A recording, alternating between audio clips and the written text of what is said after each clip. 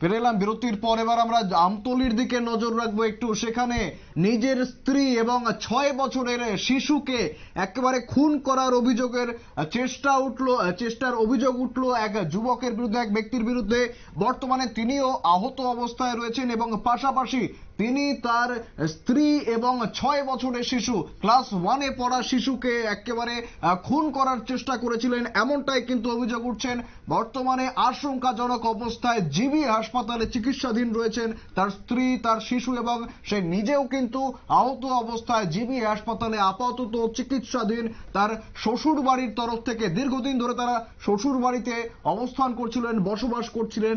দাম্পত্য কলহ, সংসারের অশান্তির কারণে কিন্তু তারা শ্বশুর বাড়িতে বসবাস করছিলেন এবং গতকাল কিন্তু সেখানেই এই ঘটনা ঘটেছে। ইতিমধ্যেই শ্বশুর বাড়ির তরফ থেকে এমনটাই অভিযোগ করা হচ্ছে। সেই লোকের শ্বশুর বাড়ির তরফ থেকে, অর্থাৎ যিনি আহত হয়েছেন সেই আক্রান্ত স্ত্রীর বাড়ির লোক কিন্তু এই অভিযোগ করছেন যে তিনি তার স্ত্রী এবং 1 বছর ক্লাস 1-এ পড়া শিশুকে একেবারে খুন করার চেষ্টা করেছেন।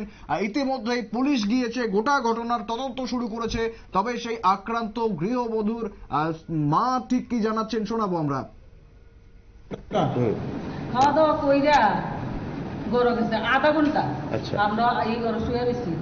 ওমা কতক্ষণ করে চিল্লা ভাল্লা বলতেছি ঘরের ভিতরে। এবার দরজা টরজা বাইরে আমরা ঘরে ঢুকছি। আপনারা কি মেয়ের বাড়িতে আসছিলেন? মায়া আমার বাড়ি। আচ্ছা, মায়া আমার বাড়ি। তো এই জামাইও কি বেড়াইতে আসছিল নাকি? না না, হঠাৎ করে মায়া 1 বছর ধরে এখানে থাকে। আচ্ছা, হ্যাঁ, জামাই সহ থাকে। খাইছে, হেও খাইছে, মায়াও খাইছে, হেও খাইছে। ঘরের থেকে কোনো কিছু শুনলাম না। কি নিয়ে মূলত ঘটনাটা? এও তো বুঝছি না আমি, এও তো বুঝছি না। কতজনের মারধর করছে? 3 জন। আরে মারে না তো চিল্লা শুরু করলো কুইনা ঘরের ভিতরে আমরা ঢুকছি। এডি পরে আমরা বুঝতে পারে হ্যাঁ এডি এই বাহানাটা করছে। মানে তাদের মধ্যে কোনো এরকম ঘটনা আসিল যে সংসারের মধ্যে কোনো অশান্তি, জোর ঝামেলা আছে? সংসারও অনেক লম্বা কাহিনী আছে, লম্বা কাহিনী যে। হ্যাঁ, আমরা এইসব শেষ করে মায়ের লই উঠছি, বুঝলি। হ্যাঁ, পরে পাড়ার মেম্বার টেম্বর ইয়টিও দইরা পরে 1 বছর হয়েছে বাড়ি ঢুকছে। আলে আপনার বাড়িতে? হ্যাঁ, ঢুকছে। তাদের কি লাভ ম্যারেজ না অ্যারেঞ্জ? না, এমনি দিছি বিয়া আমরা। আচ্ছা, হ্যাঁ এমনি দিছি বিয়া। কি করে? কারেন্টের ওয়াশিং মেশিন ইত্যাদি কাজ বলে করে। আচ্ছা, এই কি নাম জামাইয়ের? এর নাম হচ্ছে মনোজিৎ ঘোষ। আর আপনার মেয়ের নাম কি? বাণী ঘোষ।